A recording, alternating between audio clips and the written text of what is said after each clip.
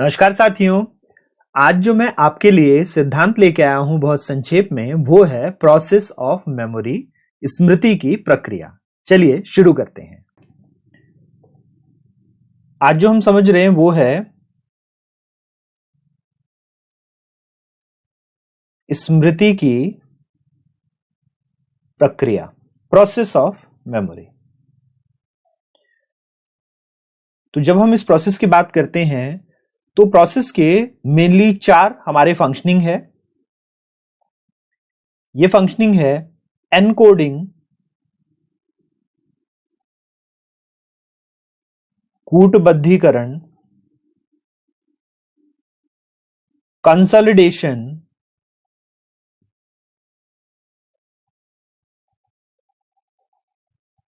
एकीकरण, स्टोरेज, भंडारण और लास्टली रिकॉल, पुनः स्मरण या रिट्रीवल, पुनः प्राप्ति। और जब तक हमें रिट्रीवल या रिकॉल नहीं हो तब तक मेमोरी नहीं मानी जाती। अगर रिकॉल या रिट्रीवल नहीं हो पा रहा, यानी हम सिर्फ स्टोर करते हैं लेकिन रिकॉल नहीं कर पाते, तो इसका मतलब हमारी मेमोरी नहीं हुई, ये डिसमेमोरी बन गई, ये एक विस्मृति हो गई, तो हम फॉरगेट कर जाते हैं। तो अगर ये सारी प्रोसेस है तो मेमोरी है, अगर इसमें से किसी भी प्रोसेस पे समस्या आएगी तो फॉरगेटिंग हो गया, विस्मृति हो गई। तो यहां पे जब हम सबसे पहले देखें तो सबसे पहली चीज हमें क्या देखने को मिलती है? पहली चीज हमें देखने को मिलती है perception of stimuli. Perception of stimuli का मतलब क्या है कि हमें जो उद्दीपक प्राप्त हो रहे हैं, उद्दीपक की संकल्पना। तो सबसे पहले जितनी भी हमें इंफॉर्मेशंस रिसीव होती हैं उसको हम कन्वर्ट करते हैं लैंग्वेज में, ताकि हम लैंग्वेज में उसको स्टोर कर सकें। तो जितना भी परसेप्शन आया वो किस में आ गया? वो कन्वर्ट हो गया लैंग्वेज में।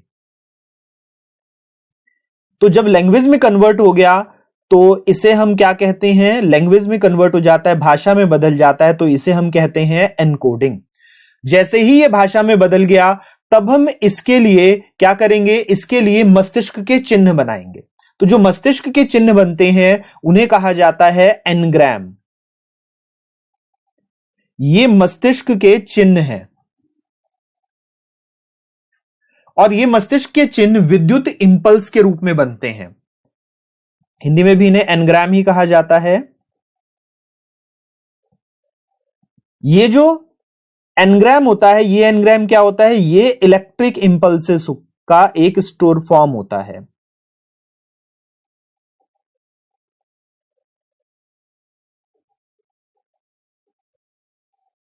ये विद्युत आवेग होते हैं। अब ये विद्युत आवेग एकीकृत होकर एक पूरी सीरीज बनाते हैं इंफॉर्मेशन की, सूचना की। जब ये विद्युत आवेग सीरीज में एक साथ इकट्ठे होते हैं तो इसे हम कहते हैं एकीकरण। यही चीज हमें क्या देती है? एकीकरण देती है। यानी जो एनग्राम है, एनग्राम का पूरा एक श्रृंखला बन गई। तो कंसोलिडेशन क्या है? एनग्राम की श्रृंखला।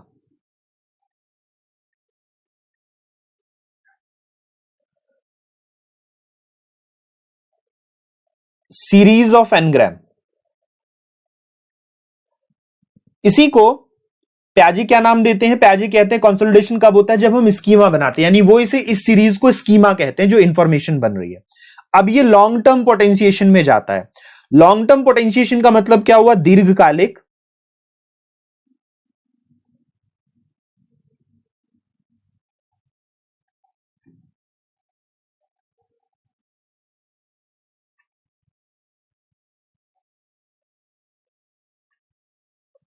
लॉन्ग टर्म पोटेंशियल का मतलब हुआ कि इसको हमारा ब्रेन क्लासिफाई करता है कि कौन सी इंफॉर्मेशन किस समूह के साथ, किस कंसोलिडेशन में जानी चाहिए। यानी इसको इस तरीके से देखिए कि जब आप अपने भारत के प्रधानमंत्री के नाम याद करेंगे तो इससे पहले जहां भारत के प्रधानमंत्रियों के एनग्राम हमारे ब्रेन में स्टोर होंगे तो नया भारत के प्रधानमंत्री का नाम भी वहीं जाकर स्टोर किया जाए। इसे हम कहते हैं लॉन्ग टर्म पोटेंशिएशन, यानी हमारा ब्रेन, हमारा मस्तिष्क अलग अलग तरह की सूचनाओं को ढूंढ के अलग अलग करता है और फिर इसको हमारे मस्तिष्क में भंडारित कर देता है। और ये जो भंडारित जगह होती है इसे हम कहां देखते हैं, ये होता है ग्रे मैटर। ये मस्तिष्क का ग्रे मैटर है। अब इस ग्रे मैटर में जब भी कोई सूचना हमें जाती है तो वो सूचना तीन तरह की चीजें करती है। वो सूचना या तो पहचानी जाती है, या निष्कर्ष निकालती है जैसी कोई सूचना पहुंचेगी, या फिर इसको हम पुनः निर्मित करते हैं। और जैसे ही ये तीन चीजें करते हैं तो ये तुरंत रिकॉल हो जाती है। और रिकॉल होके फिर हमें क्या दिखाई देगा, रिकॉल होके हमें दिखाई देगा कि ये सूचना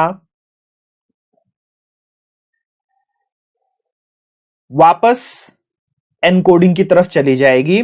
और जैसे ही ये सूचना वापस एनकोडिंग की तरफ जाएगी तो इसे हम स्मृति चक्र भी कह देते हैं। अब ये ध्यान रखिए कि अगर रिकॉल ना हो पाए,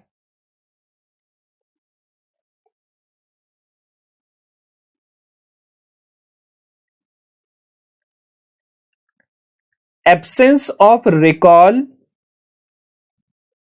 और रिट्रीवल इज कॉल्ड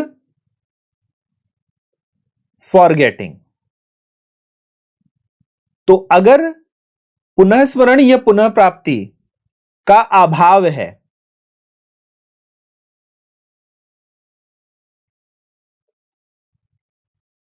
तो इसे क्या कहा जाएगा, इसे विस्मृति कहा जाएगा। अगर व्यक्ति पुनः स्मरण या पुनः प्राप्ति नहीं कर रहा तो इसका मतलब हमारा स्मृति का चक्र टूट गया, और चक्र टूट गया तो फिर हमें समस्या क्या देखने को मिलेगी, हमें समस्या देखने को मिलेगी कि विस्मृति हो गई है, हमें फॉरगेटिंग हो गई है।